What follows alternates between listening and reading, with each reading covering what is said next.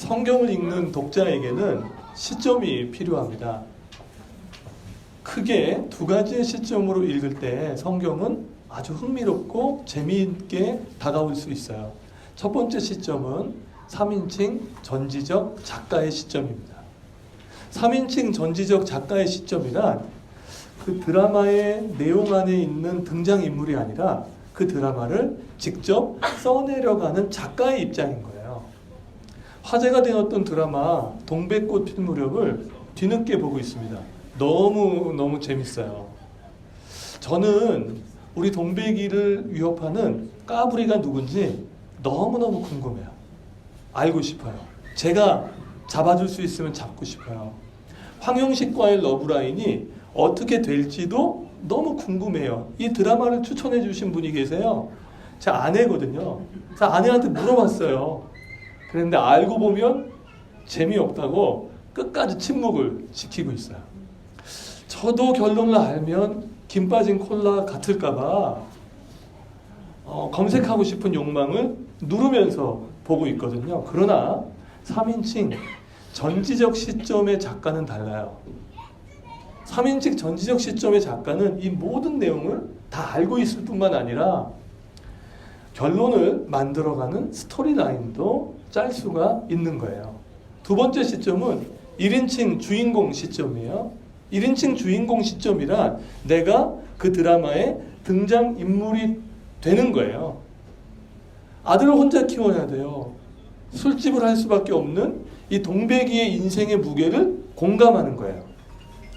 동백이의 마음과 처지가 곧 나의 마음과 처지가 되는 거예요. 배우 공효진 씨는 몇 달간은 동백이로 살았어요. 그래서 드라마가 끝난 이후에도 동백이에서 공효진으로 돌아오는 데는 시간이 걸려요. 성경을 3인칭 전지적 시점으로 읽는다는 건 하나님의 입장에서 보시는 거예요. 이렇게 보면 구약 성경은 단순히 이스라엘의 역사가 아닌 거예요. 이스라엘의 역사 속에 흐르는 하나님의 구원 역사인 거예요. 그러니까 우리의 일상에 흐르는 모든 에피소드들이 있잖아요. 그거 그냥 벌어지는 게 아니고요. 그 깊은 곳에는 하나님의 구원 역사가 흐르는 거예요. 하나님의 온 세상을 향한 구원의 이야기인 거예요. 자, 1인칭 주인공 시점으로 성경을 읽는다는 건 무엇일까요? 내가 그 성경의 인물이 되는 거예요. 우리 다윗을 살펴보고 있어요. 다윗의 입장이 되어보는 거예요. 근데 다윗의 입장만 되시면 곤란하세요. 사울도 한번 돼보셔야 돼요. 요나단도 돼보셔야 돼요. 필요하다면 골리앗도 돼보면서 성경을 읽는 거예요. 만약 우리가 성경을 읽으시는데 3인칭 전지적 작가의 시점만 갖고 계시면 말끝마다 정답을 들이대면서 사람들을 판단하는 사람이 될 거예요. 왜요? 전지적 작가니까요. 이해하고 공감하는 건 없어요. 매 순간마다 시시비비를 가리는 사람이 돼요. 결국은 어느 자리까지 가는 줄 아세요? 하나님 노릇을 하는 자리까지 가게 돼요. 반대로 1인칭 주인공 시점만 있는 분은 시야가 너무 좁아요. 그래서 이해는 있고 공감은 있는데 이 상황 속에서 역사하시는 하나님에 대한 넓은 안목이 없어요. 이 사건 속에서 벌어지는 하나님의 구원 이야기를 볼 수 있는 눈이 없으니까 늘 언제나 앞만 보니까 어떤 일이 벌어지냐면 하나님의 말씀이 능력이 되지 못해요. 하나님의 말씀이 와닿지 않아요. 결국은 믿음이 자라지 못하는 거예요. 성경을 읽으실 때는요, 이 3인칭 전지적 시점과 1인칭 주인공 시점을 가슴에 잘 새기고 읽어 나가시면 어떤 일이 벌어지냐면 1차원이었던 성경이 4D가 돼요. 그래서 내 삶에 아주 생생하게 다가오는 거죠. 몇천 년 전 다윗과 요나단의 이야기가 오늘 우리를 향한 하나님의 구원 역사와 섭리를 발견하게 되는 거예요.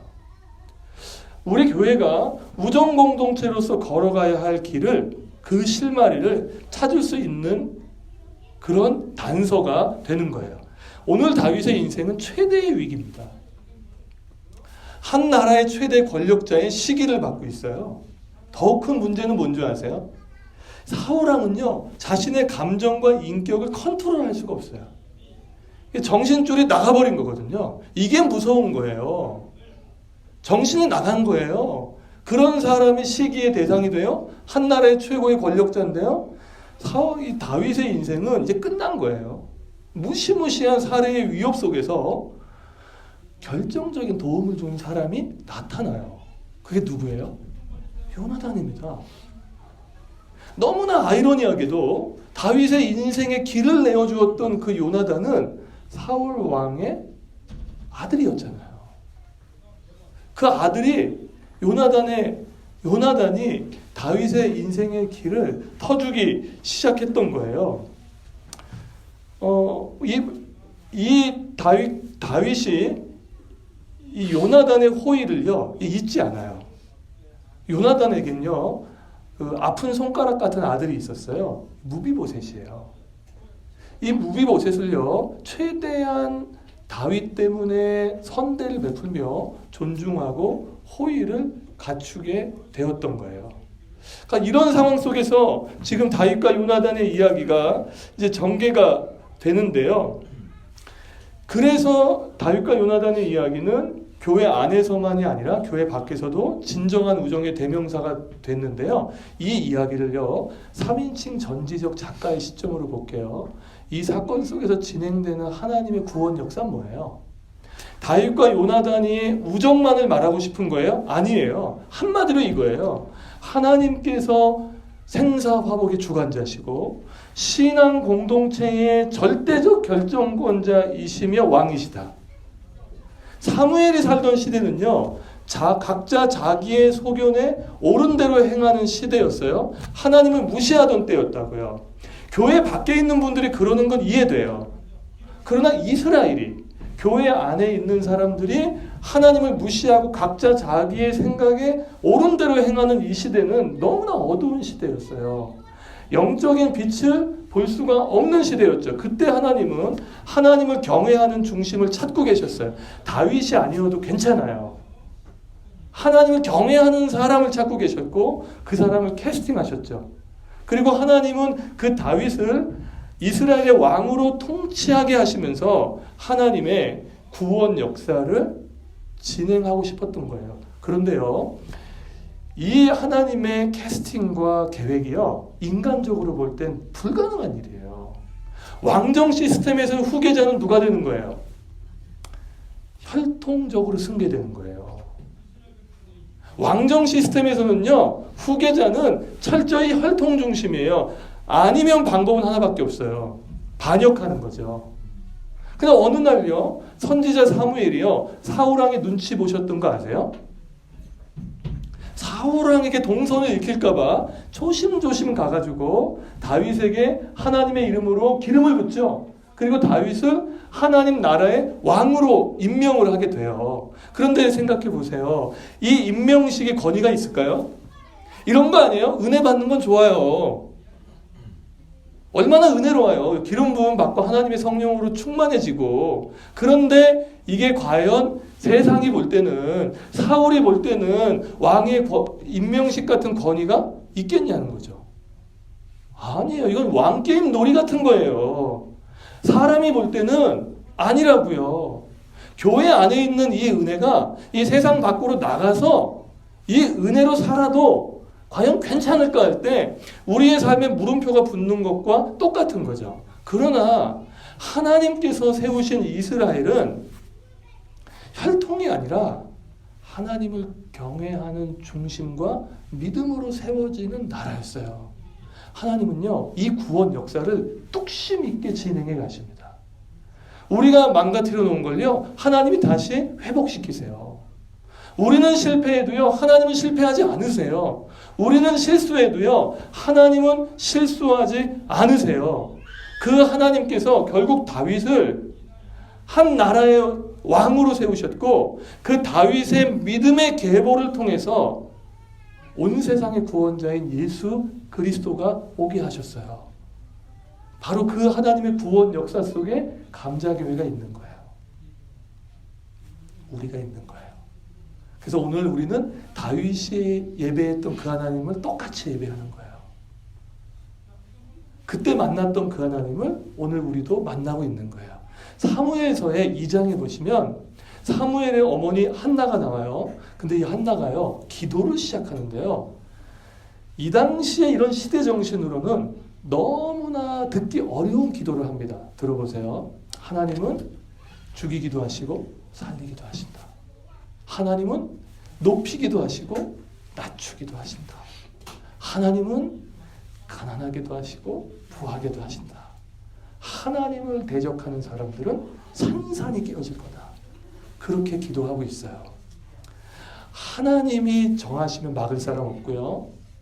하나님이 기뻐하셔서 일하기 시작하시면 상상할 수 없는 전능하신 방법으로 일하기 시작하십니다. 묻고 싶습니다. 이 하나님을 믿습니까? 이 하나님을 신뢰하십니까? 아니 왜 요나단이 도와요? 다윗을 도우면서 자기에게 돌아올 모든 포지션을 잃어버릴 걸 몰랐을까요? 어떻게 생명같이 사랑을 해요? 어떻게 다윗의 길을 틀려고 그렇게 애를 쓰냐고요? 이게 어떻게 가능하냐고요? 어떻게 이런 사람을 만나요? 다윗은 아마 확신했을 거예요. 하나님이 길을 여시는구나. 하나님이 우리를 기뻐하시잖아요. 상상할 수 없는 사람을 우리에게 붙이십니다. 하나님이 우리를 기뻐하시잖아요.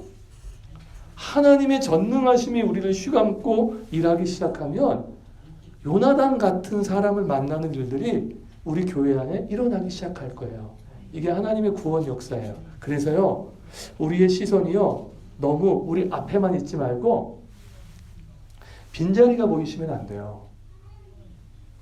하나님이 불러다 앉힐 예배자들이 보셔야 됩니다. 혹시 한두 명 앉아 있잖아요. 그 한두 명의 예배로 이 예배 공간을 성령 하나님이 가득 채우실 것을 기대하셔야 됩니다. 이게 예배자입니다. 감자교회와 예배하면서 하나님의 구원 역사에 대한 안목이 더 환하게 열리기를 축복합니다. 믿음도 새로워지시기를 간절히 기도해요. 자, 이제는 1인칭 주인공 시점으로 좀 옮겨볼게요. 그래서 우정에 대한 이야기를 좀 해보려고 합니다. 자, 우리에게 우정, 너무나 진정한 친구와 우정을 갈망하는 시대에 살고 있는데 그런 사람 만나기 너무 힘들죠. 오히려 서로 만나면 자기의 목적을 따라 이용하고 필요에 따라 버리죠. 그래서 그런 사람들이요, 교회는 조금 다를까 싶어서 교회에 기대를 갖고 찾아오세요. 그랬는데 교회에 와서도 보니까 별반 다를 게 없는 현실을 만나면서 실망하고 돌아서요. 이런 경험이 한 번이 아니고요, 계속 차곡차곡 쌓이잖아요. 그럼 우리의 마음에 맹소와 상처가 자리 잡게 돼요.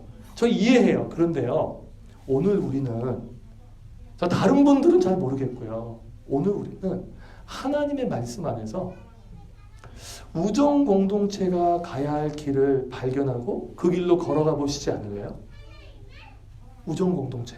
어떻게? 어디로 가야 할까요? 저 세 가지로 말씀드리고 싶어요. 첫째, 우정 공동체는 이거 같이 한번 따라해 주시겠어요?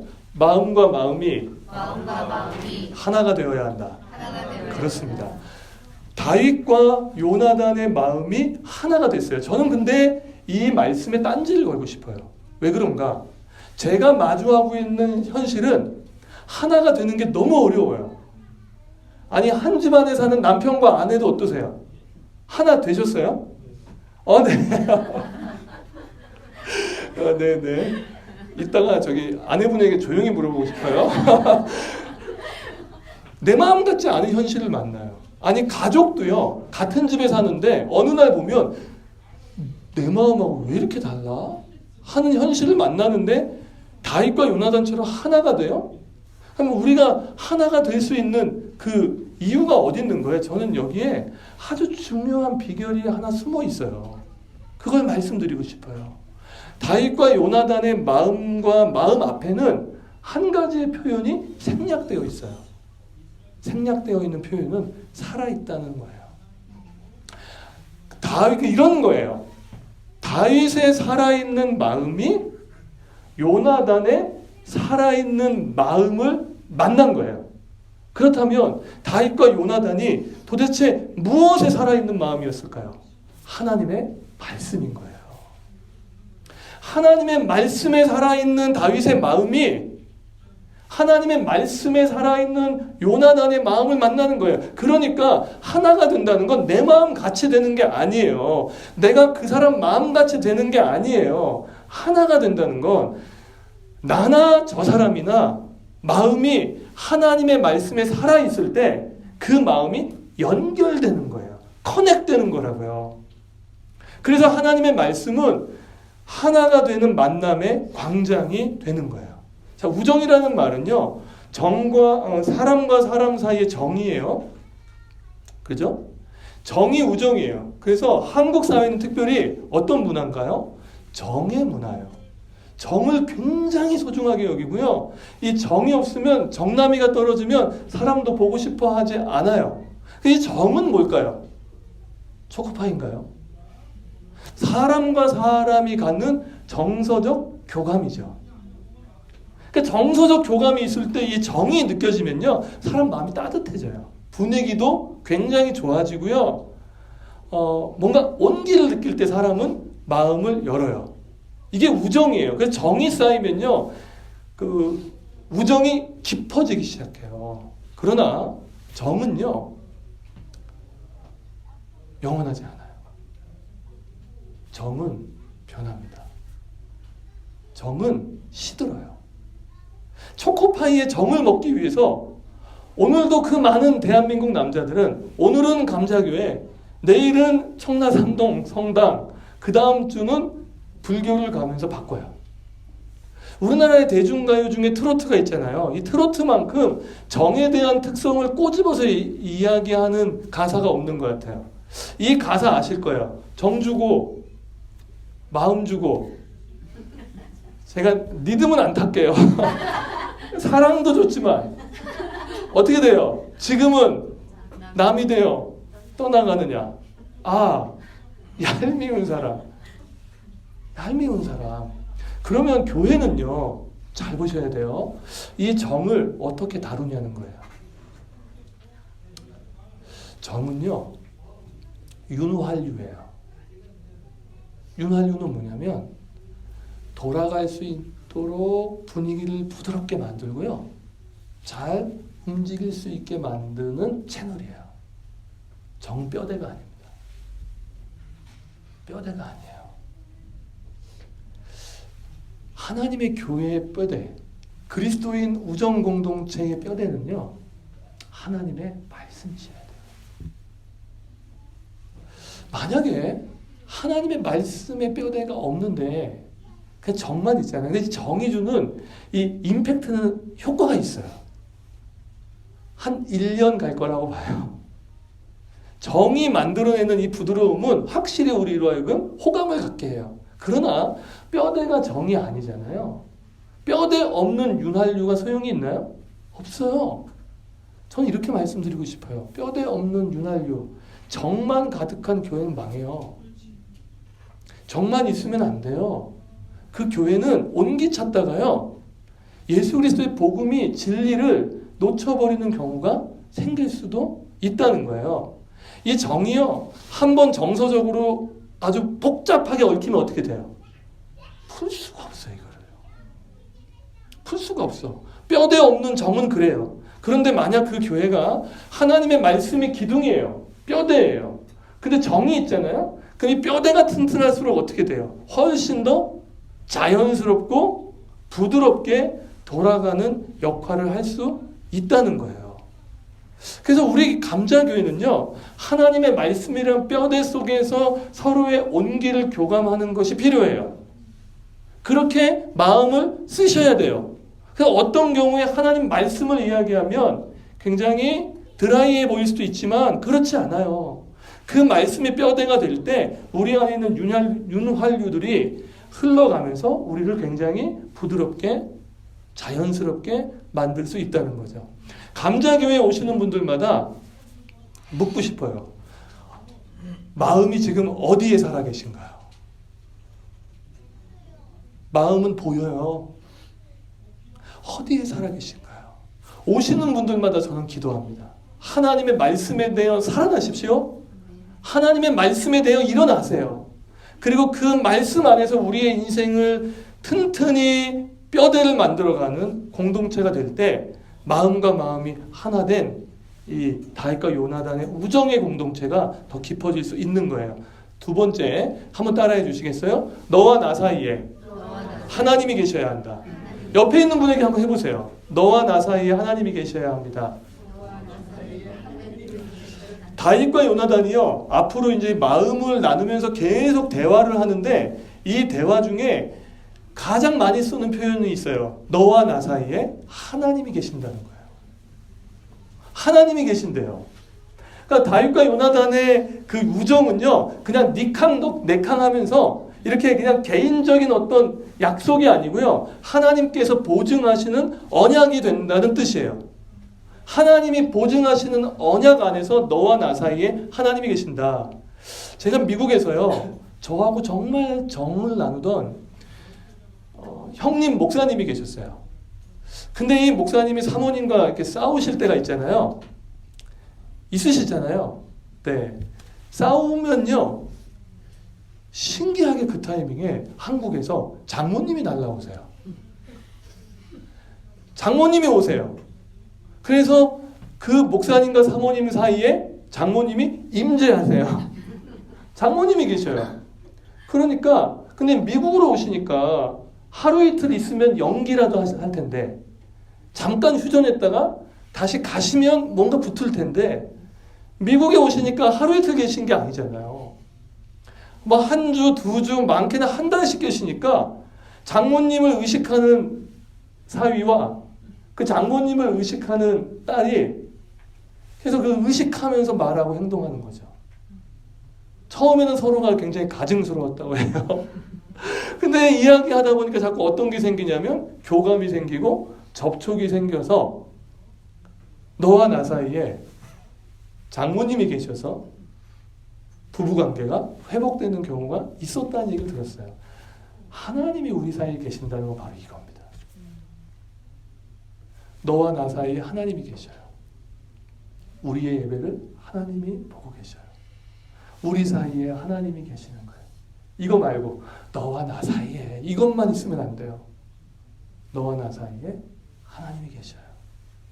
그 하나님이 우리의 이 우정을 보증하시는 거죠. 그 하나님이 우리의 우정 가운데 함께 하시는 거예요. 이럴 때 어떤 일이 벌어지냐면 우리 솔직해져 볼까요? 관계를 맺다 보면 늘 좋으세요? 아니면 실망스럽고 서운할 때가 있으세요? 네. 늘 좋을 수 없어요. 늘 좋을 수 없어요. 어떤 때는 막 시험에 들기도 해요. 어떤 때는 마음이 떨어지기도 해요. 근데 너와 나 사이에 하나님이 계시잖아요. 그러면 너와 나가 인정하는 그 권위가 계시기 때문에 그 권위 안에서 그것을 넘어갈 수가 있어요. 오히려 전화 위복으로 만드셔서 더 풍성한 하나님의 사람으로 세우실 수가 있는 거예요. 그래서 묻고 싶어요. 우리 성도님들, 하나님이 우리 인생의 권위이십니까? 저에게 물어봐 주세요. 목사님 인생에 하나님이 권위이십니까? 그럼 우리 사이에 하나님이 계셔요. 그래서 더 우정의 공동체로 걸어갈 수가 있는 거예요. 우리 교회에 오시는 분들이 그 하나님을 만끽하고 만나는 은혜가 있기를 주님의 이름으로 축원합니다. 셋째예요. 진정한 친구가 되는 방향으로 함께 가셔야 돼요. 우리가 그 친구라고 이야기할 때요, 진정한 친구가 누군가요? 라고 물어보면 보통은 이렇게 대답해요. 어릴 때부터 알고 지냈던 고향 친구나 뭐 학교 친구, 동네 친구 있잖아요. 이런 친구가 진정한 친구라고 느껴지는 이유가 뭐냐면 화장 안 하고 만나도 되잖아요. 그냥 편하게 만나서 편하게 대화할 수 있는 친구이기 때문에 그분이 진정한 친구라고 얘기하는 거예요. 틀린 거 아니에요. 그런데 진정한 친구는 이거 말고 하나가 더 있어야 돼요. 무엇이냐면 만났을 때 내 공허함과 외로움을 없애주는 친구예요. 만났는데 그 친구하고 대화하다 보니까 내 마음의 헛헛함이 채워져요. 내가 외로웠었는데 저분을 만나니까 내 외로움이 좀 채워지고 사라져요. 아주 흥미로운 사실은 이 진정한 친구는 인맥이 넓고 화려한 것과는 전혀 상관이 없다는 거예요. 매일마다 사람을 만나고 다니는 스케줄을 가지신 분이 계세요. 진정한 친구가 없잖아요. 되게 외로워요. 매일 사람을 만나는데 외로워. 근데 어떤 분은 방콕이에요. 그냥 집에만 있는 것 같아요. 별로 만나지도 않아. 그런데 굉장히 부유해요. 왜요? 그 사람에게는 나의 그 외로움을 같이 나눌 수 있는 진정한 친구가 있기 때문이에요. 한 명만 있어도요. 한 명만 있어도요. 그 인생은 부유해져요. 이게 우정이에요. 이게 진정한 우정 공동체가 가야 할 힘이에요. 그런데 이렇게 진정한 친구를 만드는 건요. 크게 4가지의 조건이 갖추어질 때 가능해요. 한번 점검해 보세요. 먼저는요. 익숙함이에요. 좀 편안해져야 돼요. 그래서 어릴 때 고향 친구나 만난 친구가 편안한 이유가 뭐예요? 그 친구가 익숙하기 때문이에요. 익숙해야 돼요. 그 다음은 접근성이에요. 그러니까 물리적 거리가 가까워야 돼요. 물리적 거리가 안 가까우면 어떻게 되냐면 나를 잡아야 돼요. 나를 잡아야만 만날 수 있는데 만약에 물리적 거리가 가까우면 어떻게 돼요? 그냥 약속 안 잡고도 오늘 밤 시간 되면 번개가 가능한 거예요. 그래서 물리적 거리가 가까운 거예요. 그 다음은 공감대예요. 공감대. 같은 팀을 좋아하고 같은 음악 장르를 좋아하고 같은 취미를 갖고 있는 분들은요. 어때요? 대화의 그 질이 굉장히 풍성해져요. 제가 미국에서 있을 때요. 글쎄 그 미국 한복판에서요. 서울 목동에 살던 분을 만났어요. 제가 물어봤죠. 강서고등학교 아세요? 안 돼요. 안 돼요. 곰달래길 아세요? 안 돼요. 안 돼. 얼마나 제가 이게 반가운지 그냥 막 더 마음이 가고요. 더 같이 풍성하게 얘기할 수 있었거든요. 요게 공감대예요. 마지막 4번째는요. 막 안전함이에요. 내 비밀과 내 속마음의 고민을 털어놓을 수 있는 친구. 내가 누군가에게 나에게 부끄러운 이야기, 고민을 이야기할 수 있는 안전함. 근데 그 이야기를 했는데도 그 비밀이 지켜지고 서로만 아는 스토리가 생기는 사람. 이거예요. 그런데 앞에 3가지 익숙하고 거리가 가깝고 공감대가 있어도요. 4번째가 안 되면 아무것도 아니에요. 그러니까 우리 고향 친구 중에 학교 친구 중에 편한데 진정한 친구로 나아갈 수 없는 그 문턱이 있는 친구들이 바로 이 4번째에 걸려 있기 때문이에요. 그러니까 정리해보면 우리 우정의 공동체로 나아갈 때의 그 가능성이 이 4가지의 조건 안에 이제 있게 되는 거예요. 자, 그러면 이런 관점에서 교회를 보죠. 교회는요. 진정한 친구가 될 수 있는 가능성이 무궁무진한 곳이에요. 사업 동료 말고요. 직장에서 마주치는 회사 동료 말고 남편과 아내 빼고 일주일에 한 번 적어도 정해진 시간에 꼭 만나는 사람이 얼마나 되세요? 그것도 정해진 시간에 만나. 소름 돋아요. 꼭 그 시간에 만나. 그리고 적어도 일주일에 한 번이야. 때에 따라서는 더 만나. 때에 따라서는 더 만나서 같이 교감을 나누죠. 이런 사이를 만나는 게 쉽지가 않은 거예요. 너무나 좋은 환경을 하나님이 주신 거예요. 근데 우리는 이것 말고 더 강력한 공감대가 있잖아요. 그게 뭐죠? 하나님이에요. 우리는 하나님을 믿는 사람으로 살아가는 공감대가 있잖아요. 그래서 하나님을 믿는 사람을 만났는데 다윗이 살아있는 마음을 만나고 요나단이 살아있는 마음을 만났을 때 서로를 이해하고 돌보는 시너지는요. 어마어마한 거예요. 하나님을 믿는 것을 이해받고 존중받지 못하는 그런 환경에 살다가 그런 사람들을 만나면 너무나 큰 공감대가 형성이 되는 거죠. 그리고 그 공감대 안에 있는 우리는 사회에서의 누구, 어떤 집을 사는 누구, 어떤 차를 타는 누구가 아니라 그리스도 안에 있는 모습 그대로를 만날 수 있잖아요. 화장을 지우고 만날 수 있잖아요. 가면을 벗고 만날 수 있잖아요. 그리고 그 슬픔을 끄집어낼 때, 그 아픔을 이야기할 때 우리 뭐 할 수 있어요? 하나님께 간구할 수 있잖아요. 하나님이 그 슬픔 가운데 우리의 고민 속에 함께 역사하시기를 기도할 수 있잖아요. 좋은 일만 축하해 주는 게 아니잖아요. 어떤 분은 그 축하 속에서도 가려져서 힘든 인생의 걸음을 걸어가는 분이 있다면 그분을 위해서도 우리가 기도해 줄 수 있잖아요. 다윗과 요나단이 우정의 대명사가 된 건 뭐예요? 바로 이 네 번째요. 아버지도 몰라. 아무도 몰라요. 그런데 다윗과 요나단만이 아는 그 하나님 안에서의 연대감. 이게 있었기 때문이죠. 감사가 자라나는 감자교회 성도 여러분, 우리 노엘 동물병원에서 시작해서 아파트를 지나서 오늘 여기서 첫 예배를 드리고 있어요. 어떤 소감을 갖고 계신지 모르겠어요. 앞으로 청라 5단지에서 감자교회가 우정의 공동체로 사람을 만나기 시작할 거예요. 하나님의 교회로 사람을 만나기 시작할 거예요. 어제도 보니까 배너를 유심히 보고 가는 사람도 계셨고, 화련에 있는 중국집 여사장님은 교회에서 오셨냐고 물어보시고 같이 대화할 수 있었어요. 그렇게 만날 거예요. 이 공동체라는 말은요, 영어로 커뮤니티잖아요. 커뮤니티의 어원은 서로가 서로에게 선물이 되는 모임이에요. 선물 주는 사람 따로 있고 받는 사람 따로 있는 게 아니고요, 서로가 서로에게 선물이 되는 모임. 저는 오늘도 기도했어요. 하나님, 이분들이 적어도 지금 이 시점에서 김의원 목사를 만난 건, 우리 사역자들을 만난 건 인생의 선물이 되게 해주십시오. 저는 그렇게 기도했어요.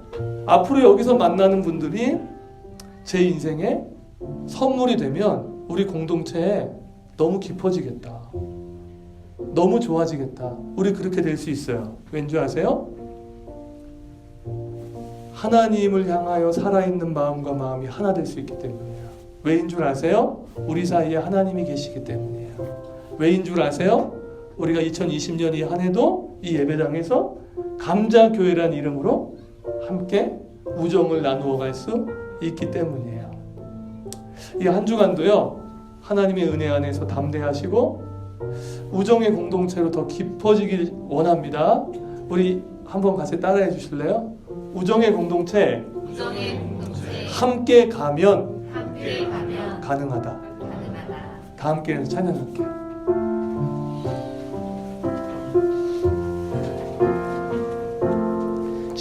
진정한 예배가 숨쉬는 교회, 주님이 주인 되시는 교회, 믿음의 기도가 쌓이는 교회, 최고의 찬양을 드리는 교회, 말씀이 살아 움직이는 교회, 성도의 사랑이 넘치는 교회, 섬김과 헌신이 기쁨이 되어 열매 맺는 아름다운 교회, 주님의 마음 닮아서 이웃을 사랑하는 교회, 주님의 영광을 위해서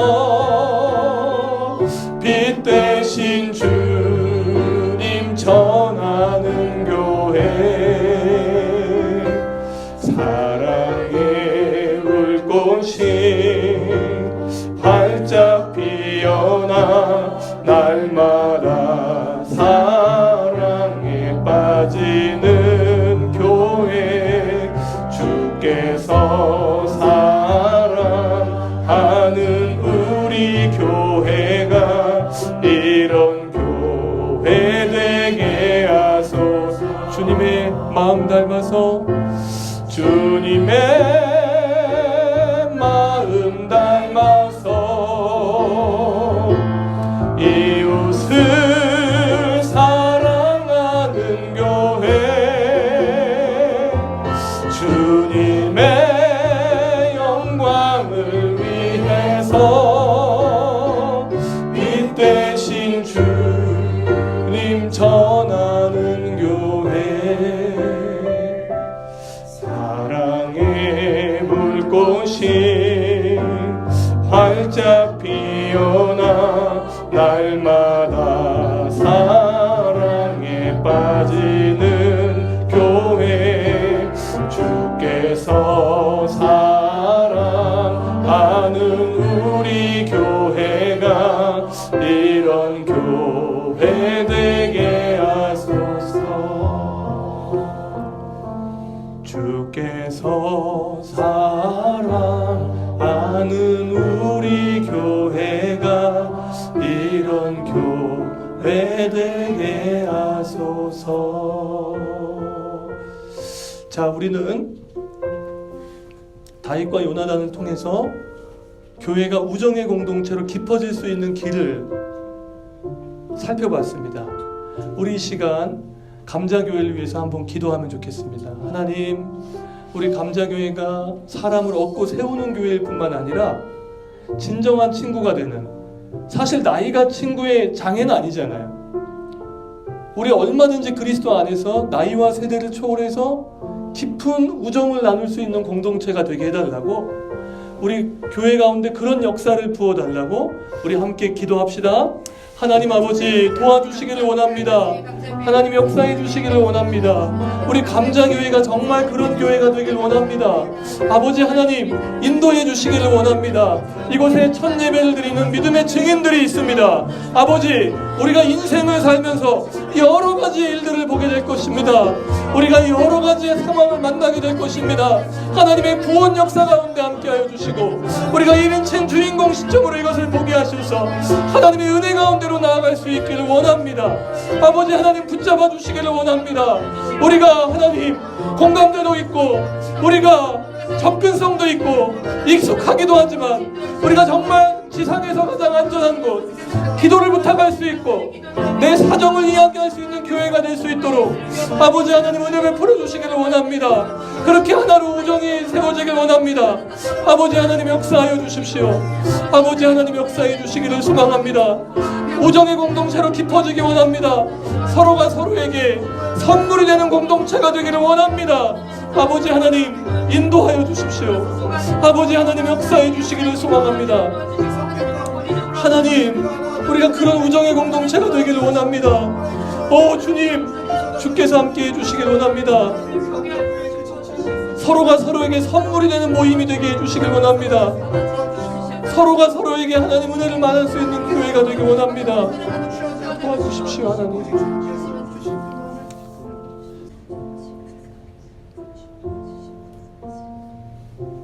하나님 아버지, 오늘 우리의 진정한 친구가 되어주셔서 감사합니다. 하나님, 오늘 우리의 예배 가운데 임하셔서 우리와 교감하시고 우리와 언약을 세우시며 세상 끝날까지 함께 하시겠다고 약속해 주시니 감사합니다. 하나님, 우리는 인생을 살면서 때로는 다윗처럼 때로는 요나단처럼 삽니다. 오늘 이 시간 종이 복을 빌며 기도합니다. 우정의 공동체로 깊어져 갈 수 있도록 인도해 주십시오. 아버지,